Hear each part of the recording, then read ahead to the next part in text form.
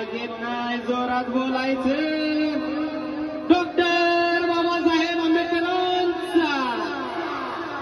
बोले वेळ खाणं वेळ राहणं आणि कोण दिलं? ओनली बोले बाबासाहेबांना दिलं. बाबासाहेबांना हातोर करायचं बाबासाहेबांसाठी.